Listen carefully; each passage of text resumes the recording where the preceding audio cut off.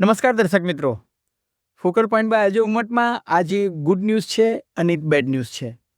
Good news એ છે કે બ્રિટનના વડાપ્રધાન સ્ટારમરના નેતૃત્વમાં દુનિયાના 60 જેટલા દેશોએ નક્કી કર્યું છે કે ડોનાલ્ડ ટ્રમ્પની બાદબાકી કરીને હવે આપણે રાજકીય મંત્રણા અને સમજૂતીથી હોર્મુઝની ખાડી ખોલવા માટે ઈરાનને સમજાવીએ અને આ મંત્રણામાં ભારત ઉપરાંત કેનેડા, જાપાન, જર્મની, ઓસ્ટ્રેલિયા સહિતના 60 દેશો સામેલ થયા છે અને એવું લાગી રહ્યું છે કે ઈરાન પણ એને હકારાત્મક પ્રતિસાદ આપી રહ્યું છે અને આ એક બહુ જ પોઝિટિવ ગુડ ન્યૂઝ છે, જેની વિગતે વાત આપણે આ એપિસોડમાં કરીશું. તો બીજી તરફ ડોનાલ્ડ ટ્રમ્પે એકદમ ફેરવી તોડ્યું છે, યુ ટર્ન માર્યો છે અને એકાએક ગઈકાલ સુધી ડોનાલ્ડ ટ્રમ્પ એવું કહેતા હતા કે બસ સમજૂતી થઈ ગઈ છે, સમાધાનની તૈયારી છે, માત્ર એકાદ સપ્તાહમાં 2-3 સપ્તાહમાં યુદ્ધ પતી જશે, ઘીના ઠામમાં ઘી પડી જશે. પરંતુ આજે સવારે ભારતીય સમય પ્રમાણે 6:30 વાગે એમને જે સ્પીચ આપી અને એ સ્પીચમાં એમને ઇશારો કર્યો કે જો ઈરાન અમેરિકાની ટર્મ્સ એન્ડ કન્ડિશન્સ એટલે કે શરતો નહીં સ્વીકારે તો ભીષણ યુદ્ધ થશે, અમે ઈરાનને તબાહ કરી દઈશું, બરબાદ કરી દઈશું અને ઈરાનને પાષાણ યુગમાં એટલે કે પાષાણ એટલે પથ્થરોના યુગમાં ફરી પાછું મોકલી દઈશું. ડોનાલ્ડ ટ્રમ્પે પોતાની ભરપૂર આત્મશ્લાઘા કરી, પ્રશંસા કરી, જેના માટે એ જાણીતા છે અને બહુ જ વખાણ કર્યા કે પોતે તો અમેરિકાના ઇતિહાસમાં શ્રેષ્ઠ રાષ્ટ્રપતિ તરીકે એ અમેરિકાની પ્રજાને જાણે મળેલી ભેટ છે, ઈશ્વરે આપેલી ભેટ છે. એ પ્રમાણે પોતાના વખાણ કરીને કહ્યું કે અમેરિકાએ કંઈ ડરવાની જરૂર નથી, હોર્મુઝની ખાડીમાંથી આપણે 1% પણ ક્રૂડ ઓઇલ લીધા નથી, એટલે હોર્મુઝની ખાડી જેને ખોલાવી હોય એ દેશ પછી ચીન હોય, સાઉથ કોરિયા હોય, જાપાન હોય, જર્મની હોય, યુકે હોય, જેને મહેનત કરવી હોય તે કરે. ટૂંકમાં એમને હાથ અદ્ધર કરી દીધા અને કહ્યું કે હોર્મુઝની ખાડી સાથે અમારે કાંઈ લેવા દેવા નથી. અને એટલે જ બ્રિટને શરૂઆત કરી અને ત્યારબાદ એવું લાગી રહ્યું છે કે હવે હકારાત્મક પ્રતિસાદ ઈરાન પણ આપી રહ્યું છે. તો આ ઘટનાક્રમમાં શું થયું એ સૌથી પહેલાં સમજીએ. તો બ્રિટિશ વડાપ્રધાન સ્ટારમરે આજે શરૂઆતમાં દુનિયાના 35 દેશો સાથે વાતચીત કરી અને એક ઝૂમ મિટિંગ કરી અને એ ઝૂમ મિટિંગમાં એમણે એજન્ડા નક્કી કર્યો અને એમને કહ્યું કે અમેરિકા આ બેઠકમાં સામેલ નહીં રહે, અમેરિકાને આની સાથે કોઈ જ લેવા દેવા નથી, કારણ કે અમેરિકાએ હવે હાથ અદ્ધર કરી દીધા છે. એટલે ડોનાલ્ડ ટ્રમ્પ અથવા તો અમેરિકાની બાદબાકી કરી અને એમને Bharat, France, Netherland, Germany, Italy, Canada, Australia, સંયુક્ત અરબ અમીરાત, બહુ જ મહત્ત્વની વાત એ છે કે સંયુક્ત અરબ અમીરાત એટલે કે દુબઈ, અબુધાબી, શારજા વગેરે જે પ્રાંતો છે એ લોકો પણ આ મિટિંગમાં હાજર રહ્યા અને એમને 3 મુદ્દાની વાત કરી. એમણે કહ્યું કે આપણે ઈરાન સાથે સમજૂતીથી વાત કરીએ, શાંતિથી વાત કરીએ અને કોઈ યુદ્ધનો ઉન્માદ બતાવવાની જરૂર નથી, એક વ્યવહારિક વાત કરીએ. એ વ્યવહારિક વાત 3 મુદ્દા પર થઈ. એક, ફ્રીડમ ઓફ નેવિગેશન, કે ભાઈ ધંધો કરવા માટે તમે આ નેવિગેશન જે છે, દરિયાઈ માર્ગ જે છે એ ખોલો અને એ દરિયાઈ માર્ગ ખોલવા માટે વ્યાપારિક દ્રષ્ટિએ જે કોમર્શિયલ વ્હીકલ હોય, મર્ચન્ટ નેવીના વ્હીકલ્સ હોય, વેસલ્સ હોય, એને તમે અહીંયાથી અલાઉ કરો. અને બીજું એમને કહ્યું કે જેટલા જહાજો ફસાઈ ગયા છે, લગભગ 400 જેટલા જહાજો ફસાયેલા છે, 400 જેટલા જહાજોને પહેલાં માર્ક આપો. અને ત્રીજું એમને કહ્યું કે જેટલા લોકો ફસાયેલા છે એમની સલામતી અને સુરક્ષાની બાંહેધરી મળવી જોઈએ અને જો આ મૂવમેન્ટ ક્લિયર થશે તો મધ્ય પૂર્વનો માહોલ જે છે એ શાંત થશે. દરમિયાનમાં એક બીજું ડેવલપમેન્ટ થયું.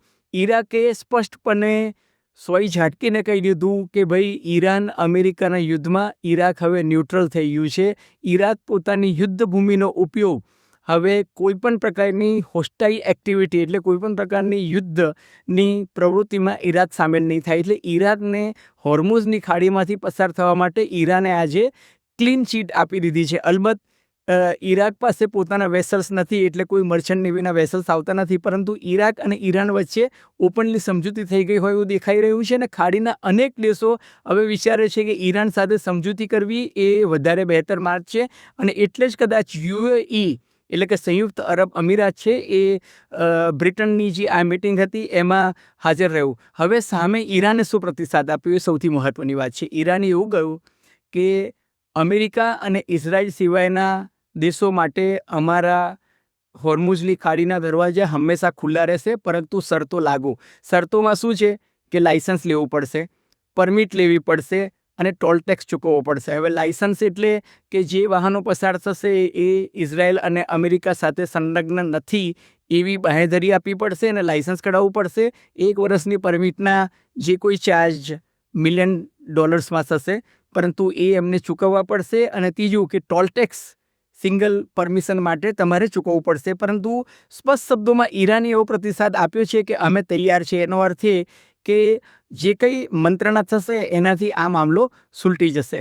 હવે શ્રીમાન ડોનાલ્ડ ટ્રમ્પની સ્પીચ પર આવીએ. ડોનાલ્ડ ટ્રમ્પ આજે જે બોલ્યા એના પછી એશિયાના માર્કેટો ધડામ લઈને નીચે પડ્યા. અમેરિકાના શેર માર્કેટ પણ અત્યારે શરૂઆતમાં ફ્લેટ દેખાતા હતા, પણ અત્યારે મોડી રાત્રે બધા શેર બજાર ડાઉન છે. ડાઉ જોન્સ પણ ડાઉન છે, સ્ટેન્ડર્ડ એન્ડ પુઅર પણ ડાઉન છે, નાસ્ડેક પણ ડાઉન છે. લગભગ 1% જેટલા ડાઉન છે. અને ક્રૂડ ઓઇલ જે ગઈકાલે $100 પર આવી ગયું હતું, કારણ કે ડોનાલ્ડ ટ્રમ્પે સંકેત આપ્યો હતો કે હું યુદ્ધને સમાપ્ત કરવા ઈચ્છી રહ્યો છું, એ આજે ડોનાલ્ડ ટ્રમ્પની જે એકદમ યુદ્ધના ઉન્માદવાળી સ્પીચ હતી એને કારણે $109 જ્યારે હું આ વિડીયો બનાવી રહ્યો છું ત્યારે થઈ ગયો છે. સદનસીબે ભારતના શેર માર્કેટ જે છે એ આજે શરૂઆતમાં લગભગ 1600 point 1588 point to be very precise down ગયા હતા. પરંતુ જ્યારે લાગ્યું કે યુકે એટલે કે બ્રિટિશ પ્રાઇમ મિનિસ્ટરના પહેલથી પ્રયત્નોથી કદાચ હોર્મુઝની ખાડી ફૂલશે અને સંવાદ અને વ્યવહારથી જ માર્ગ ઉકેલાશે એવું બધા દેશો જ્યારે સ્વીકારી રહ્યા છે, ત્યારે ભારતીય શેરબજાર પોઝિટિવલી વર્ત્યું અને તળિયેથી લગભગ 2000 પોઈન્ટ તળિયેથી બજાર જે છે ઉચકાઈ લગભગ 185 પોઈન્ટ પ્લસ ગયું. અને ભારતીય રૂપિયો 10 વર્ષના ઇતિહાસમાં $1.60 જેટલો સુધર્યો. એટલે ભારતીય રૂપિયો જે છે એ મજબૂત થયો. એ આપણા અર્થતંત્ર માટે એક હકારાત્મક નિશાની છે. હવે ડોનાલ્ડ ટ્રમ્પની વાત કરું તો ડોનાલ્ડ ટ્રમ્પે મજબૂરીમાં આજની જે સ્પીચ હતી એ એટલા માટે આપી હતી કે અમેરિકામાં ઘર આંગણે નો કિંગ નામે એમની સામે વિરોધ થઈ રહ્યો છે. અમેરિકાના મોટા શહેરોમાં બધા જ રાજ્યોમાં ડોનાલ્ડ ટ્રમ્પ વિરુદ્ધ ભયંકર સરઘસો નીકળી રહ્યા છે. બીજું કે ખાડીના યુદ્ધને કારણે અમેરિકામાં ક્રૂડ ઓઇલના ભાવ પણ વધ્યા છે. ગેસોલિનના ભાવ જે છે એ 2022 પછી અત્યારે હાઈએસ્ટ થઈ ગયા છે. અને ડોનાલ્ડ ટ્રમ્પનું અપ્રુવલ રેટ ઘટીને સૌથી તળિયે 36%થી ઓછું જતું રહ્યું છે. એટલે આજે તમે એમની સ્પીચ સાંભળો તો એમની બોડી લેંગ્વેજ અત્યંત નરમ હતી, આક્રમક રૂખ નહોતો.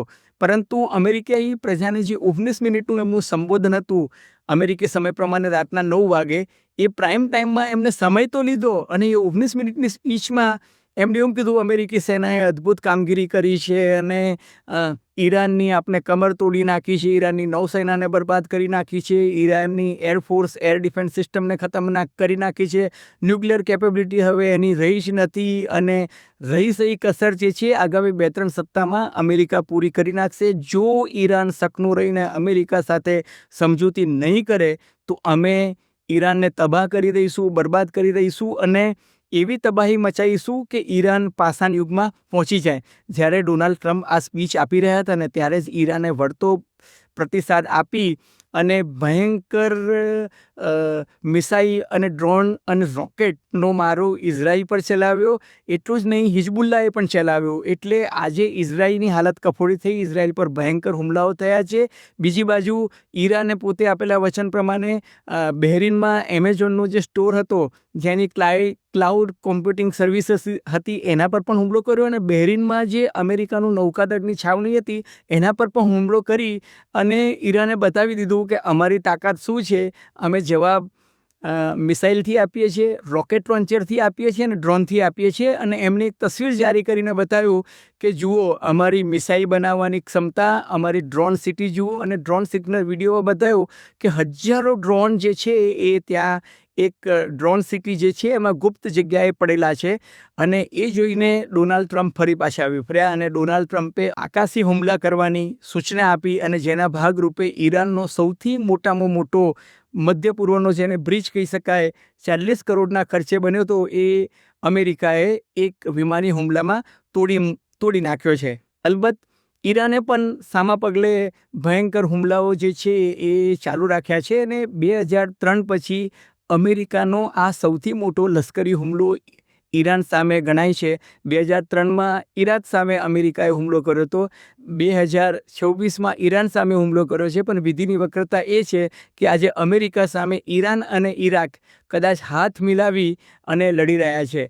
બીજી બાજુ અમેરિકાના તજજ્ઞો, જે કાયદાશાસ્ત્રના નિષ્ણાતો છે, લગભગ 100થી વધુ લોકોએ એક પત્ર લખીને ડોનાલ્ડ ટ્રમ્પને કહ્યું છે કે આંતરરાષ્ટ્રીય કાયદાનું તમે ઉલ્લંઘન કરી રહ્યા છો અને આ રીતે તમે જે ખાડીનું યુદ્ધ કર્યું છે અને જેને કારણે આ આર્થિક કટોકટી તરફ આખું દુનિયા ધકેલાઈ રહી છે એ તદ્દન અયોગ્ય છે. અલબત્ત ડોનાલ્ડ ટ્રમ્પ જે છે એ કોઈનું સાંભળવાના મૂડમાં નથી, બલકે સુપ્રીમ કોર્ટનું બર્થરાઇટ અંગેનું જજમેન્ટ એમની ફેવરમાં ના આવ્યું એનાથી ઉશ્કેરાઈને એમને પોતાના એટર્ની જનરલ છે એને પણ આજે કાઢી મૂક્યા.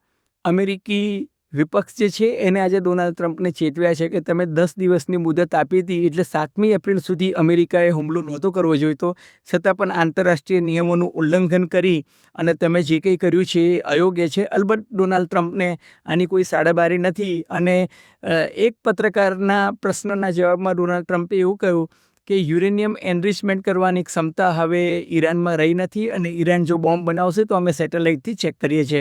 સ્મરણ રહે કે આ એ જ ડોનાલ્ડ ટ્રમ્પ છે જેને 2025 જૂનમાં એવું કહ્યું હતું કે અમે જે બંકર બસ્ટર બોમ્બ નાખ્યા છે એનાથી ઈરાનનું યુરેનિયમ બનાવવાની ક્ષમતા, એનરિચમેન્ટ કરવાની ક્ષમતા જે છે એ બધી ખલાસ થઈ ગઈ છે.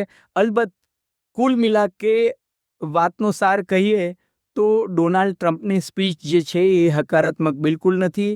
એના પછી ઈરાન પર એમને જે હુમલા કર્યા, આજની તારીખમાં મેં તમને કહ્યું તેમ કે ઈરાનના સૌથી મોટા બ્રિજને તોડી નાખ્યો છે. ઈરાનની અંદર જે મેડિકલ રિસર્ચ ફેસિલિટી હતી, વર્ષો જૂની એ મેડિકલ રિસર્ચ ફેસિલિટી અને મેડિકલ કોલેજ, એના પર એમને હુમલો કર્યો. અગાઉ એમને સાયન્સ એન્ડ ટેકનોલોજી યુનિવર્સિટી પર કર્યો હતો. આજે અમેરિકા અને ઇઝરાયેલે ભેગા થઈને ઈરાનના સ્ટીલ પ્લાન્ટ પર, એલ્યુમિનિયમ પ્લાન્ટ્સ પર અને ફાર્માસ્યુટિકલ યુનિટ્સ જે છે એના પર પણ હુમલાઓ ચાલુ રાખ્યા છે. અને સામા પક્ષે ઈરાને પણ બહેરીનમાં, કતારમાં, કુવૈતમાં, દુબઈમાં, અબુધાબીમાં હુમલાઓ ચાલુ રાખ્યા છે. ટૂંકમાં યુદ્ધ જે છે એ હવે નિકટના ભવિષ્યમાં અટકે એવી કોઈ સંભાવના દેખાતી નથી. પરંતુ જે હકારાત્મક ઘટનાક્રમ બન્યો છે એ થયો છે કે ઈરાન અને બ્રિટનના વડાપ્રધાન અને વિદેશી મંત્રી સાથે જે વાત થઈ રહી છે એ જોતાં એવું લાગે છે કે હોર્મુઝની ખાડીના દ્વાર ખુલશે અને બીજી તરફ ઈરાન, અમેરિકા અને ઇઝરાયલ વચ્ચે કદાચ યુદ્ધ ચાલતું રહેશે. મિત્રો, આગે આગે દેખો હોતા હૈ ક્યાર. પરંતુ નવબીજા સમય અને અમદાવાદ મિરરના સથવારે ફોકલ પોઈન્ટ બાય અજય ઉમટનો આ એપિસોડ જો તમને ગમ્યો હોય તો મહેરબાની કરીને લાઇક કરજો, શેર કરજો, સબસ્ક્રાઈબ કરજો અને હા, પેલું બેલ આઇકોનનું બટન દબાવવાનું ભૂલતા નહીં. અને તમારી ટીકા, ટિપ્પણી, પ્રતિક્રિયા, અનુમાન, અવલોકન અમારી સાથે ચોક્કસ શેર કરજો. ધન્યવાદ. ખૂબ ખૂબ આભાર.